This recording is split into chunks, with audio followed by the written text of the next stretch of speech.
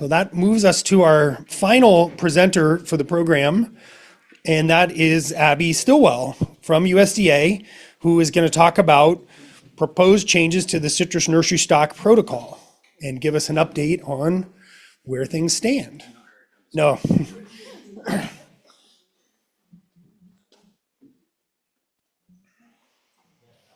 So I'll just add, we are really grateful that USDA was able to come out to the meeting. I think it's a really big opportunity for us to get to interact and for you guys to also see some of the stuff that we're trying to proactively work on, as an industry to try to get ourselves better.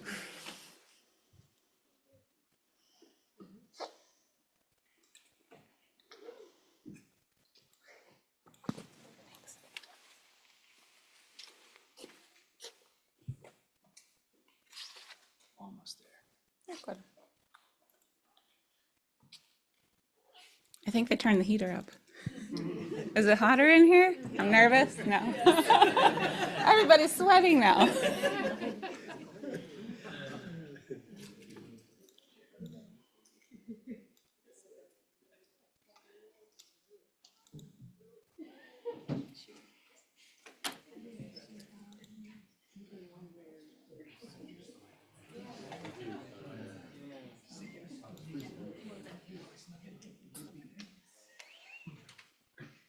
Now you should be able to just kind of click through. Let's go right, or like right here. Next, previous. Okay. Did you need this at all? No. Oh, no, I'm good. All right. Hello. I'm Abby Stilwell again. I'm the National Policy Manager for USDA-APHIS. Just want to say thank you for inviting me. I didn't really want to go last. Time change, everybody's tired, but it's been really great to just hear all the different presentations. I learned a lot already today, and I think a lot of what your concerns are things that we really are realizing, that we need to make some changes, make some adjustments, continue to learn from you all. So talking today about the Citrus Nursery Stock Protocol, going to go through the process that we've been using to make some updates or proposed updates to that, go through the summary of those updates, and then talk about just some of the other related work that's maybe not going to be made within the language of the protocol, but other options or kind of related work that we're working on. I already forgot how to do this. Got it. All right. So somebody had a screenshot earlier of the protocol earlier this morning, and it is true, we have not updated it since 2019, which is basically 5 years ago. It's November now. So it's been a long time. I think back then we had, I don't want to say promised, we had said we would look at it every year. So we have failed, right? We've failed. But we are prioritizing it. We've got our revision drafted, but to do that, we went through a lot of steps. So again, it was published last in 2019. We've gotten a lot of comments just since then, things that folks have submitted. So we've collected all those. And then we also internally had an analysis done, not on necessarily the language of the protocol itself, but on the implementation of the protocol. So that was done by our policy and program development branch. They worked with our internal folks, so SPUDs and officers and folks like that, but also reached out externally to the nursery industry and collected all sorts of feedback on the document itself. So that just kind of came in as well. So we have all that information. And then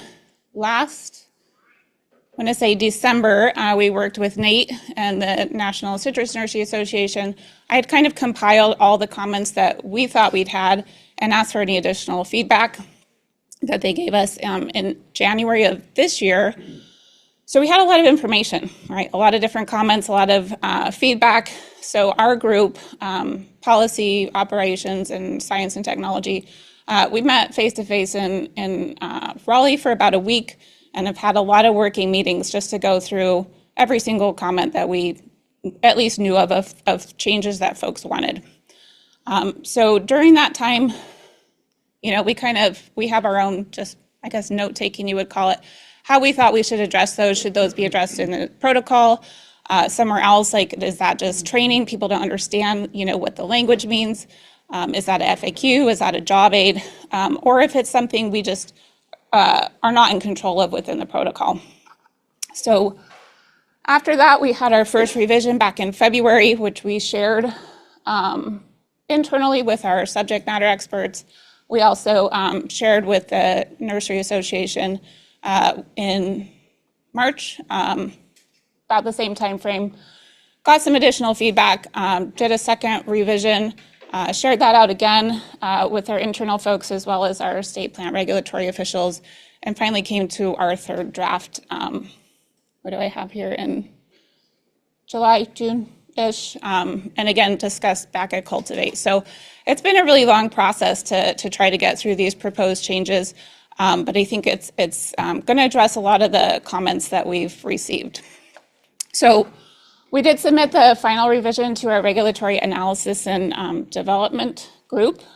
So now it's kind of in their hands. They have to, because this needs to be published in the Federal Register, they have to draft that public notice. Once that comes out, there'll be 60 days. Everybody can read the actual document, provide comment, and then we go through the whole process.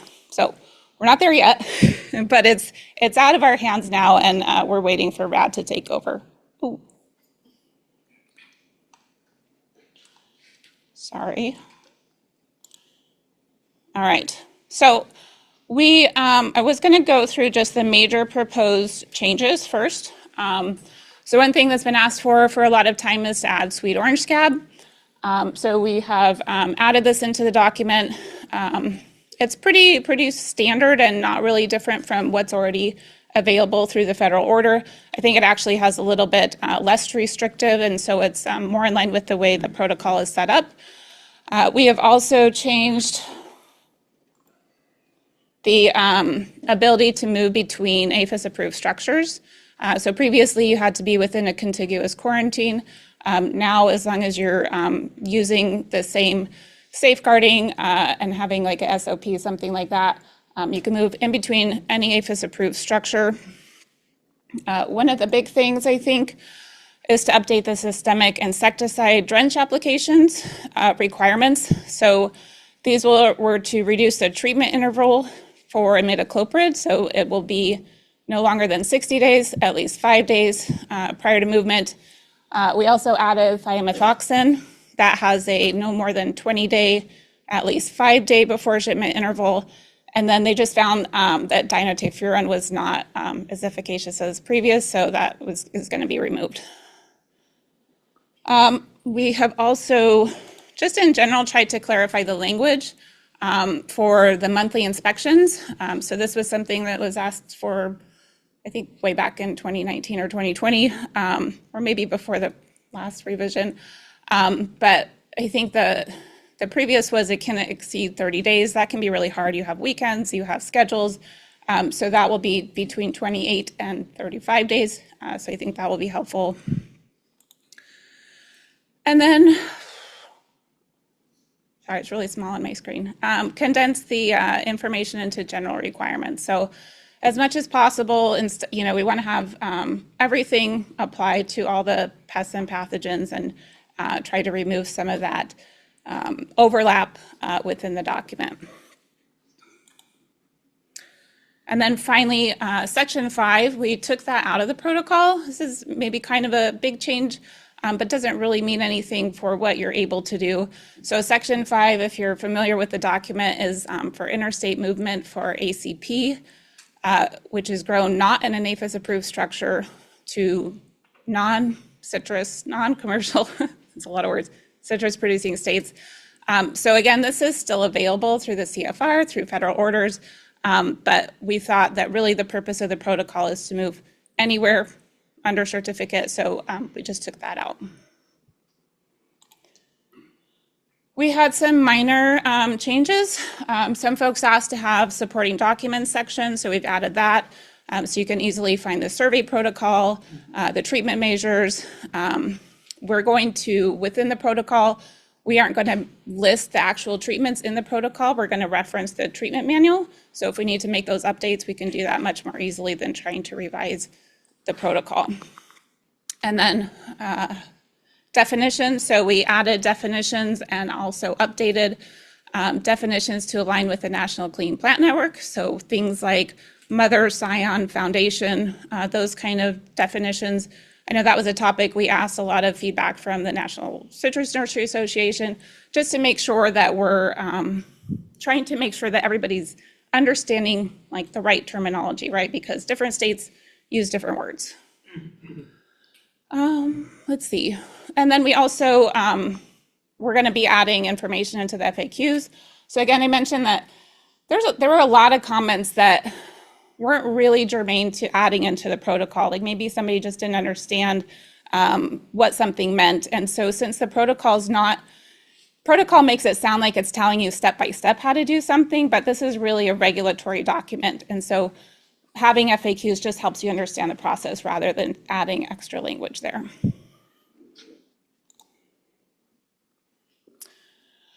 There's a few comments that we received that are somewhat already included. So defining a breach, I know this has been a comment over the years. Some folks want it to be more narrow, some folks want it to be more general. We stayed with leaving that definition as any circumstance that allows free access to the structure. And also want to allow that there's flexibility in the field, right, to really understand what that means. So if you have a 2-foot breach for a couple hours and it gets fixed, obviously we don't want to tell you have to throw all your plants away, right? So that's in the definitions. Also returning to compliance following a breach within the protocol itself. Right now it still remains you have to remove your plants. We have to reevaluate. But obviously this is a big topic, right? So this is, I would say this is probably the most commented topic and probably, you know, defining a breach and returning to compliance, you want a different answer, right? So there's a lot of interest to find those like alternate paths rather than just removing all your plants, restarting. So just want to be clear, we don't have those options for this protocol, but we're gathering some information to try to look at options. So I'm going to talk about that towards the end, so stay tuned, be patient. All right, a few other comments that we didn't include for a couple of reasons. Labeling, that was just mentioned. And I get it, I think it would be great if we could have a standard label for every plant, regardless if you're in a quarantine or not. But APHIS just can't do that. We can't, you know, impose regulations for folks that aren't in quarantine. But I think, you know, the association and this group here, you guys are looking for options, and we would love to support those or to promote those through USDA, through our outreach campaigns. So hope to continue to collaborate with you all on additional options. The other one, that all budwood is certified, regardless of quarantine status. Same thing, it's just not within our purview to do that. You know, I think it would be great, but that's something maybe a state could implement, and we could certainly promote that as well. There's a few things that we're either working on or we're still trying to figure out if we can implement maybe in a future revision. So citrus black spot is one. We thought we were going to have the information to add different requirements or additional requirements to add CBS, but we just haven't been able to get those analyses. We need additional analyses to get that information. So we, once that information comes in, we don't have to wait for the next revision. We can put those into a federal order like we have for sweet orange scab. So just, you know, once we get that information and it looks like we can have some options for citrus black spot areas, we would do that through a federal order and then later incorporate it into the protocol. Another thought was to organize by type of pest. So instead of having different requirements for ACP or for HLB, you know, maybe you have things like vectored pests or for bacterial pests or for fungal pests or whatever it is. We talked about this a lot. Actually, we thought this was a great idea. Then if you have new things that come in, they're already within the protocol, right? You don't have to try and figure that out later, add in information, revise the protocol. But kind of like CBS, we just don't have the information yet. That would be I think it will be hard, not that it's not doable and not that we're not still thinking about it, but to cover every single vectored pest, we're just not there yet. So again, still keeping that in mind. And then, as I mentioned, protecting plants prior to or following a breach. So we do have some options available prior to a breach from potentially like a known severe weather event. We did provide those, I think in late summer of this year. So if you haven't seen them, reach out. But we did have some analyses for things that we think might be able to protect your plants if you have a breach that's, significantly bigger or time frame, so that you wouldn't have to lose certification. And then we have a study going on right now with S&T, with our science and technology group, to look at, is there anything that could be done post-breach? So, you had your structure, your roof comes off, or you lose half your wall, or whatever it is, can you do something within a few hours, within a few days, within whatever that time frame is? Is it a combination of things that could potentially protect those plants while you get your structure repaired? So we're hoping to get that by next year, probably in early summer is what that's looking like. So again, these proposed changes, they've been submitted to our RAD group, and then there'll be a comment period. We'll make sure everybody's aware when things get closer. I will be honest, the RAD group is pretty backed up, but we are trying to prioritize on our end to see if they can do this as soon as possible. All right. So we're focusing also on other ways we can address concerns outside of the actual language of the protocol. So you just saw Claire talk, and this is Isaac and Daryl. We're really helping or trying to help make sure that the language that they're using and the language that we're using is going to match up, right? So if their policy says you need a voluntary destruct order, we want to make sure that that's something we can put in writing if something happens. So we think that we're close on that. We've just been mostly trying to help each other, I think, understand the intricacies, right? Because it's a little bit complicated of a program. There's probably, you all know, there's not a lot like it. So there's a lot of different language that we use, the regulations, all those things. So just trying to make sure that we are working together. So whatever hopefully they come out with will actually be applicable, and we don't find out later that we didn't quite put the right words together. All right, and so finally, alternate options. So we really tried to address, again, as many stakeholder comments as possible through the revision, but we're fully aware that probably the biggest concern isn't going to be addressed in these changes. So we've really been asked to explore these alternate options for when an approved structure suffers a breach due to either a severe weather event, or even if you have a detection, you find citrus canker or other pests in your structure and you have to remove everything, clean everything up in order to return to compliance. So we'll be honest, APHIS hasn't really prioritized these alternate pathways over the years. Really, I think partly because the protocol was developed to figure out how to get folks inside the program to be able to sell from within a quarantine. Early on, that was the concern, like how do we keep folks in business or let people still sell within the quarantine? So we haven't pursued any analyses that provide some option when the system fails. We just continue to maintain that plant removal, restarting is the only option. But really, I've been on just about a year. Leo's pretty new as well. Ashton's, we've got a pretty new team. And just in the limited time we've been on, I think, we see that we need some other options. Like the status quo, it's not gonna work anymore. So that's become, I think, one of our priorities. And I guess I want to thank each of you. It's not always been fun, but I want to thank each of you for, you're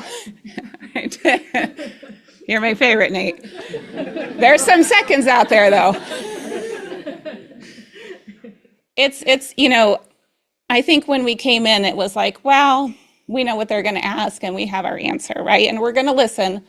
But the more we listen, I think the more we hear you and the more we visit your places and we see what's going on in the ground, you know, the more we think, you know, maybe there are some options. We just really haven't thought of those options yet, right? You know, we didn't have that mindset to think maybe there's a different way forward.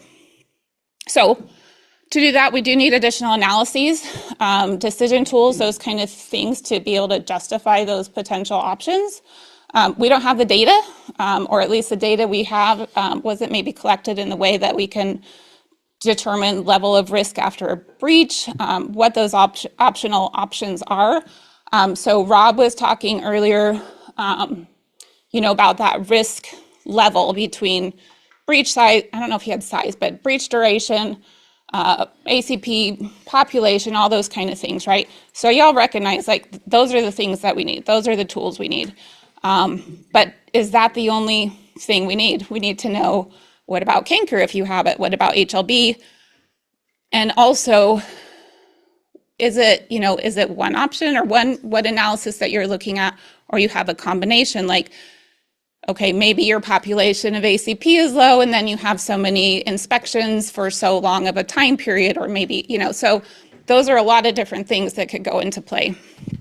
And every nursery is going to be different, right? So some kind of decision tool, decision matrix, so we can evaluate. That's what we're trying to get to. So we are currently pursuing 2 studies that we think are going to help move us to that goal. We have one with University of Maryland, one with UC Davis.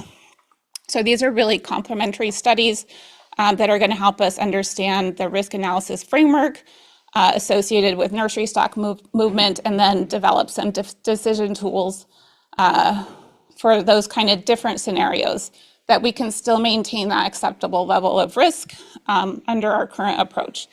I think I said earlier, like, it's never 100%, right? We're not trying to get to 100% because you can't. There's going to be risk with everything you do, but how close can we get, or can we at least get to a level where we feel comfortable that under scenario A, B, and C, you know, we feel confident that the risk is low, that something either entered a breach or something was done to mitigate risk if you had a tested plant, or a positive plant, I should say.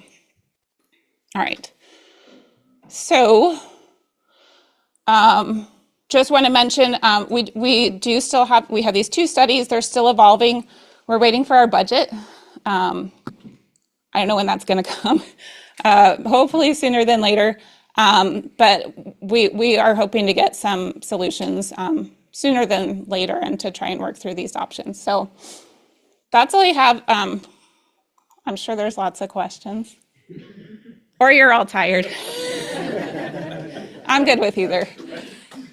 Okay, thank you.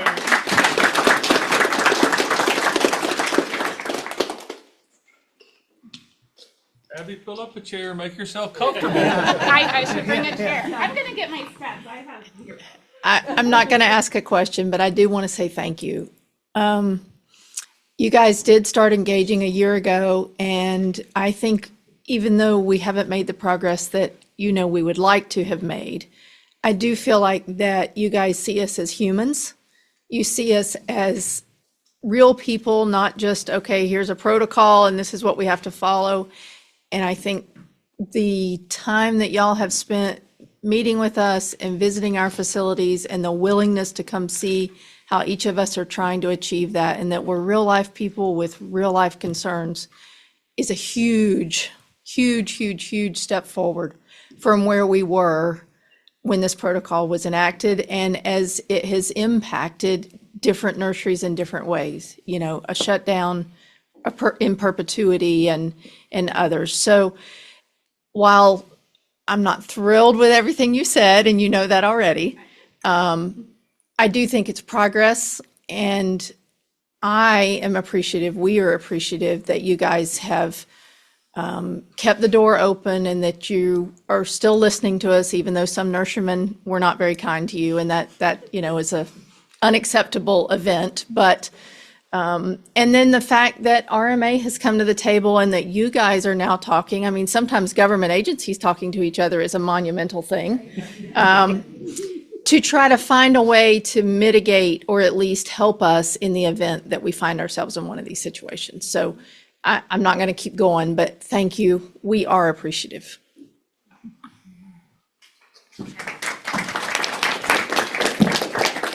I want to echo what you said. We are appreciative of what you are doing. And also, I'm going to stand up and I'm going to hold on to this chair.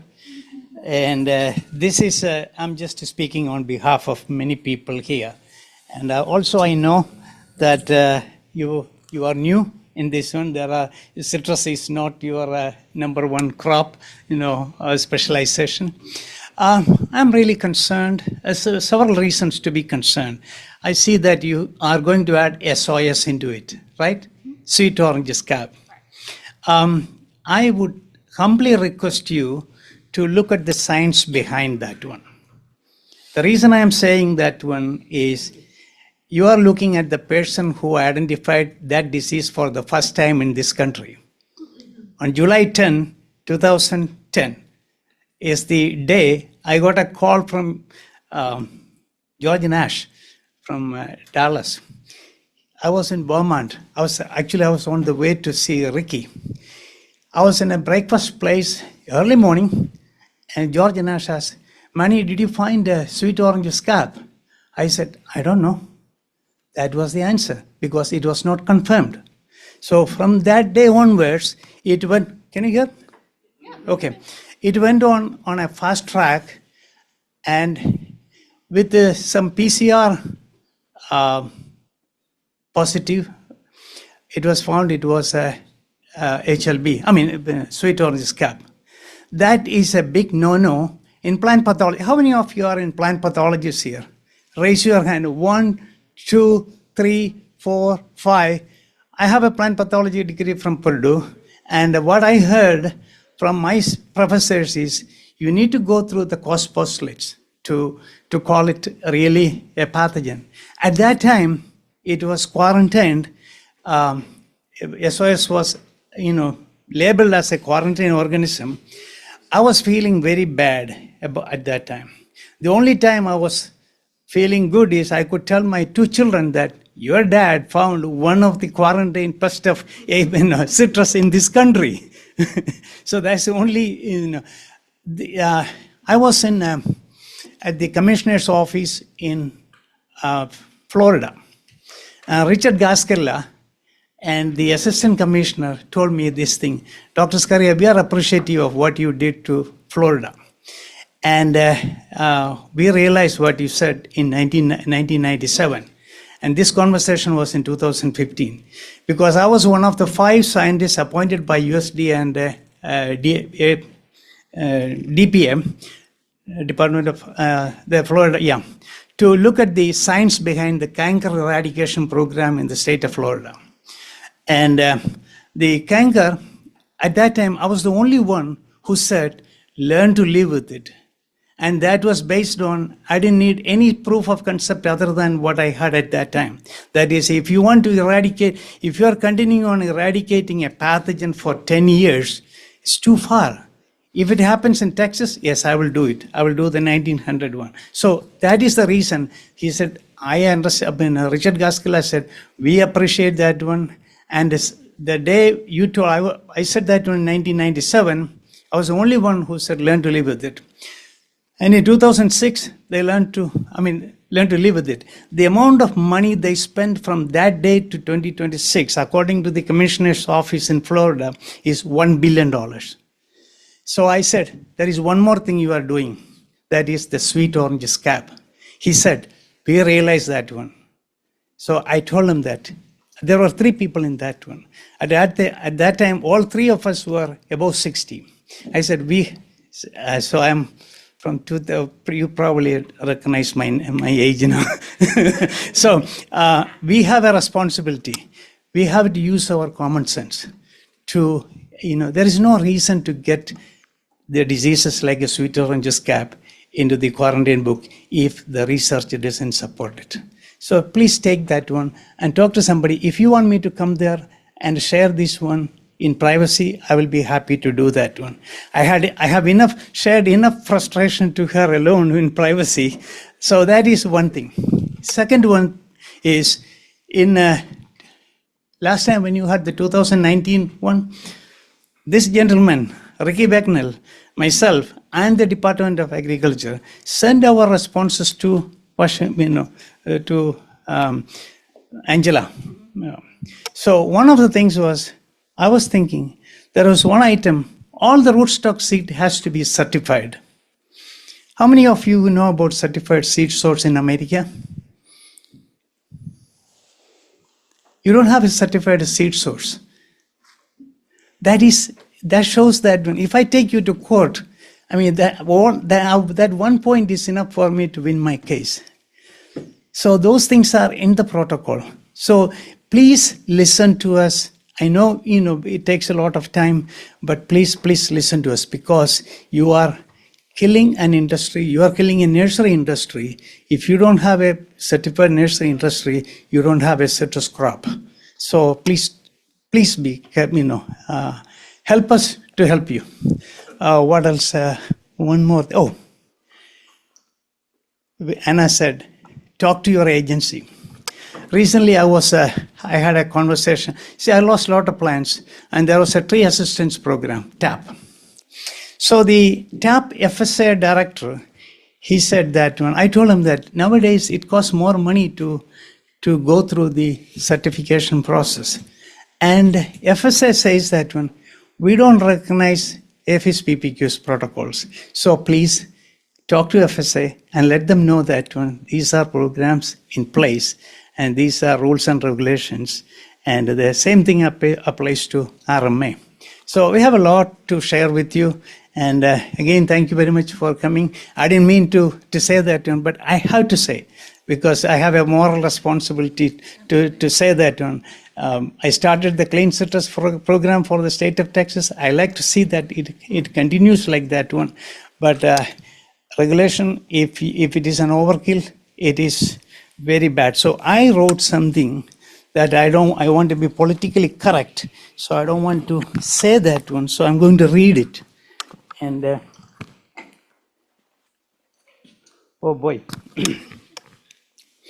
It is crucial for the APHIS PPQ to regulate based on evidence of actual risk and not based on perceived risk written a decade ago, as failure to do so may result in significant financial impacts on certified citrus nurseries.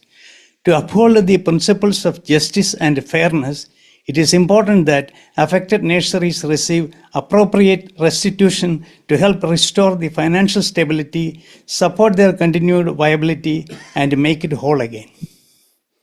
Please take it take it home. Thanks, Manny. No, I appreciate that.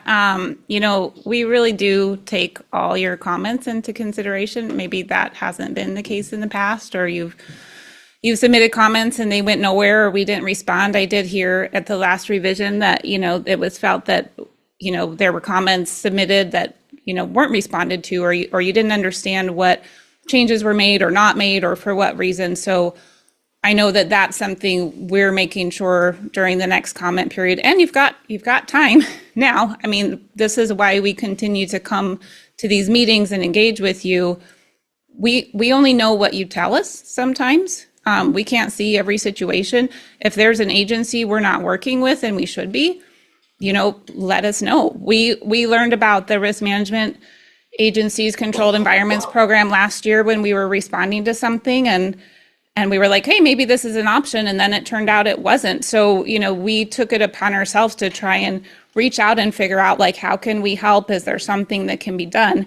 But we don't always know every situation, right? So please continue to talk to us. My email address is probably all over the webpage. So if you don't have it, I'll give it to you. But, we're open to comments. And if you don't get a response, or you don't get the response you wanted, and I don't mean the response you wanted, exactly what you want. I mean, a response. If we're not addressing, at least, that we're looking into it, or we can't do it because of this, or we're doing this instead, reach out again. I try to be really good at making sure I respond, but.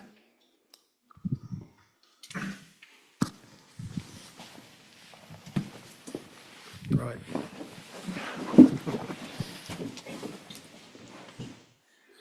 I was trying to find in my record when was the first version of the protocol. Does anybody remember what year it was? Okay. Okay, I find drafts here from September of 11, so we're at the right time frame. So I was in that group that wrote that first version. So a little bit of historical perspective and similar from me a message to take to your agency. It was written at a point where we were thinking, we scientists were thinking the worst case scenario, and meaning we're trying to protect California, Texas, and so on. And of course, nurseries are a key element of this. We could not have allowed, we could not have allowed nurseries to be penetrated by the pest, the insect, and the disease because it would have been a catastrophic event. So we set the bar,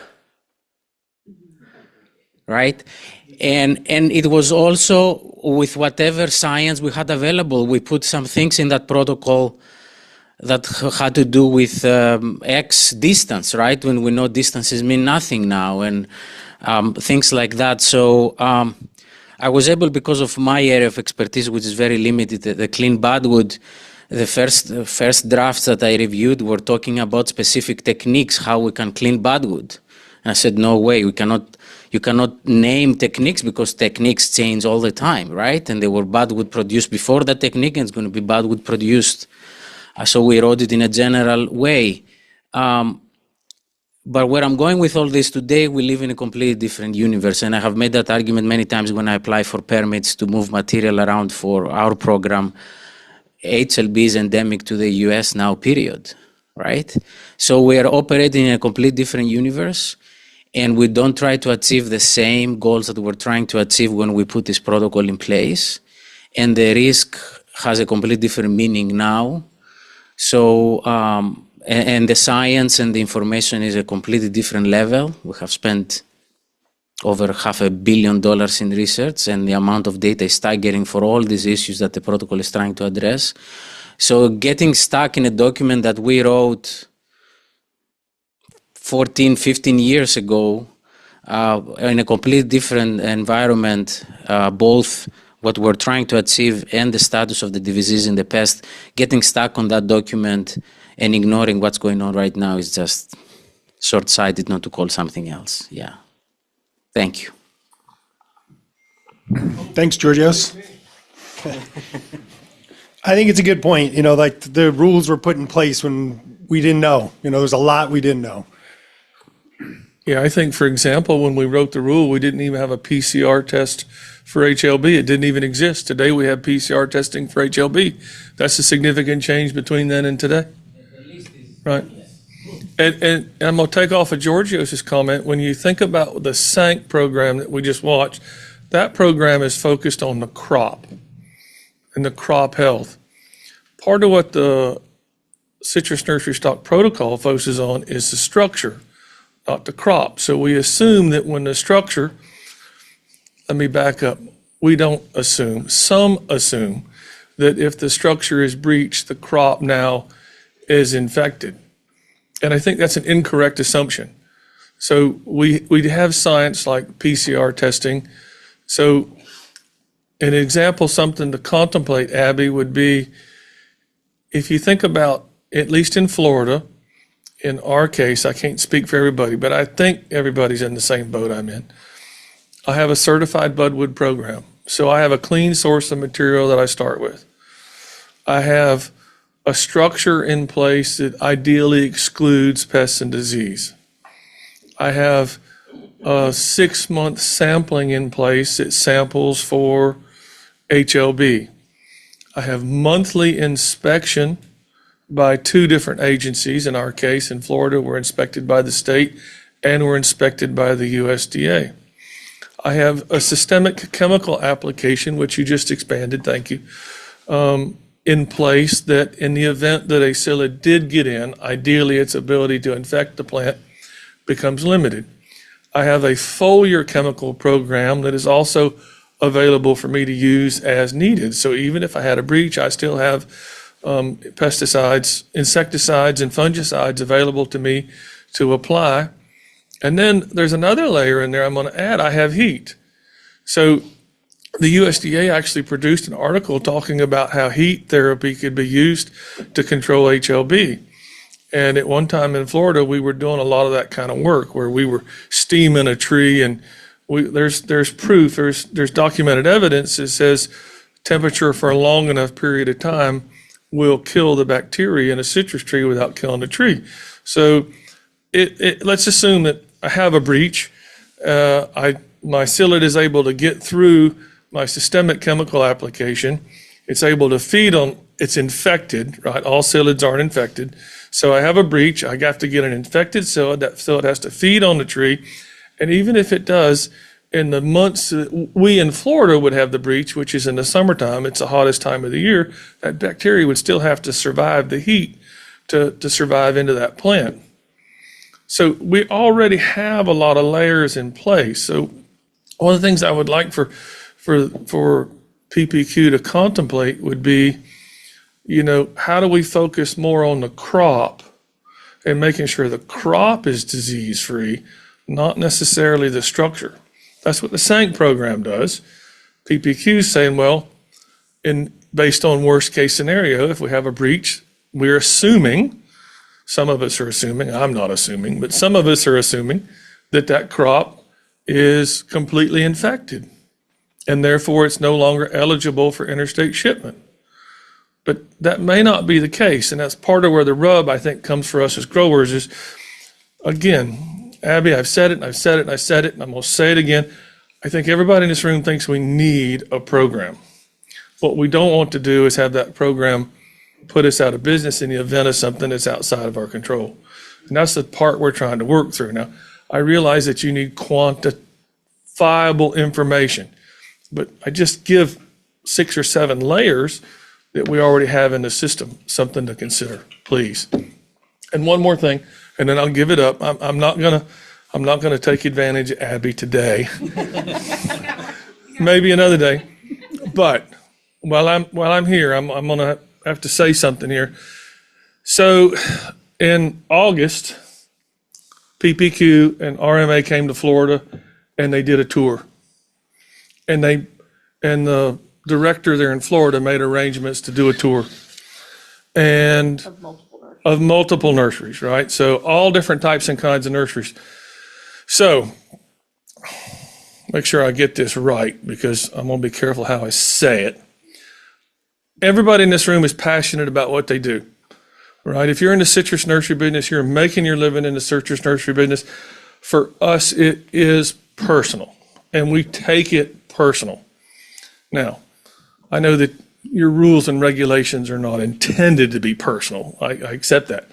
But to the group here, I want to remind everybody that there's a professional line, and they went to a nursery where that grower crossed a professional line. And for that, I apologize. Unacceptable. Should have never happened. So I do want to remind everybody, you can be passionate, you can express your opinion, but it's got to be professional. Don't cross a professional line. It happened to them, and yet they're still here today, visiting, talking, and working on the program. So for that, I'm extremely grateful. And that's it. Of course, of course. We've made her stand up here on the. I get the last word.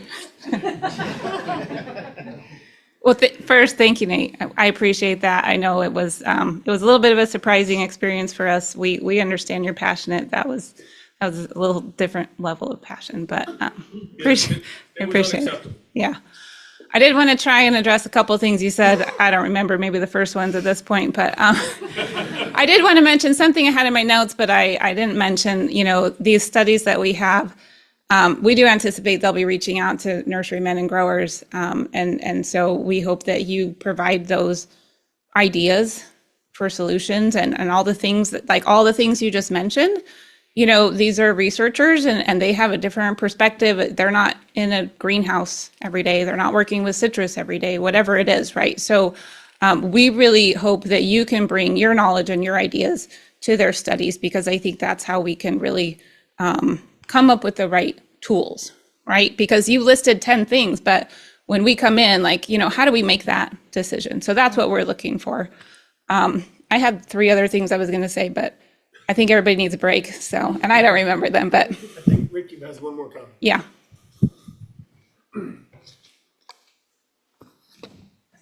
Abby, thank you.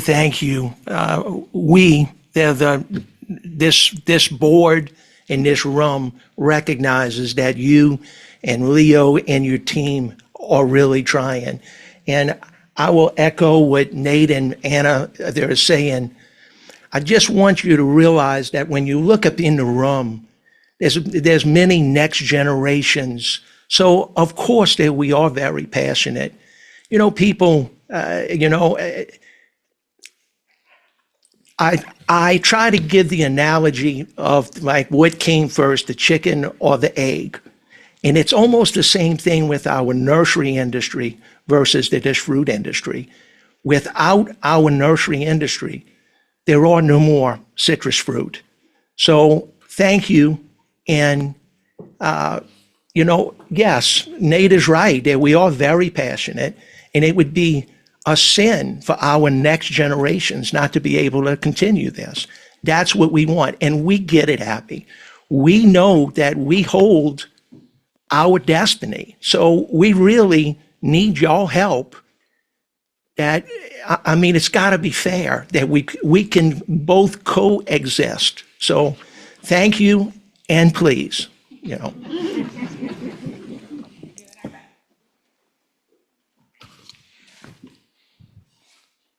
good?